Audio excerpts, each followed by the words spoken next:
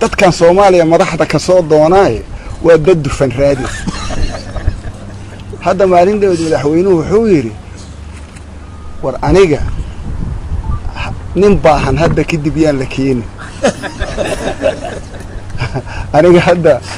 hadda meel fiican iyo mar way dhirgi rabaa nin baahan yaan la keenin adiga tuuganimo ma dhirgle inaad waxado laga dhirgi ma dadaniba waxa igu sheekay marka wuxuu yiri gaalada wada sanamay qabaano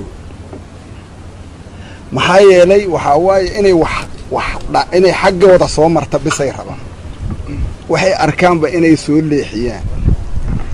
hadda marka waxaana la ka rabaa marka sida adduunka lagu yaqaanana sideeda markaad hoggaan u imaaha amba ciidan uu ka yimaada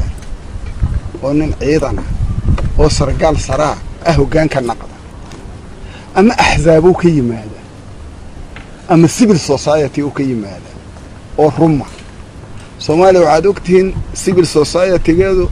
mid kuwana waxay ka yimaadaan reer galbeedkay la shaqeeyaan kuwana carabtay ka yimaadaan kuwa carabta waa kuwa hadda naqabsaday oo timir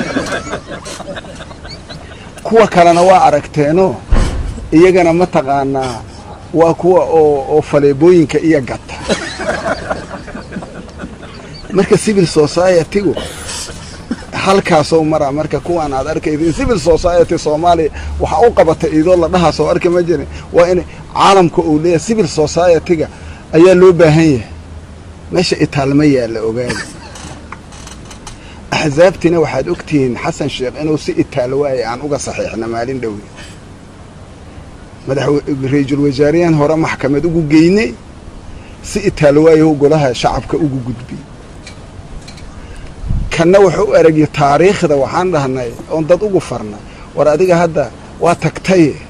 taariikh waa una ku naqato adiga ee iska saxiixada ilaan sideeday ku socee asigana hadda uu saxiix wixii hadda ka dambeeya marka 4 sano wixii ka dambeeya waxaad ogtihiin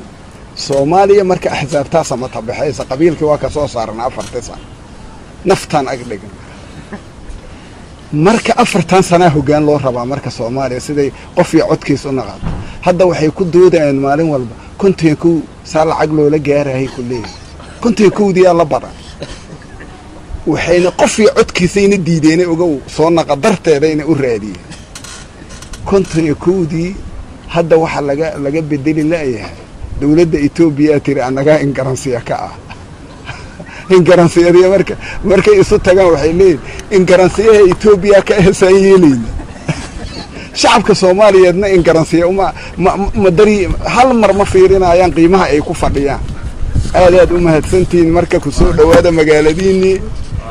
ilaaliya hadda in garansiyada Itoobiya aan qodeena ka ilaalino ana ma taqaana kuntii koodaas inay soo saaraan xildhibaano sharafyo karaamo leh aan ka shaqeyno aad u mahadsan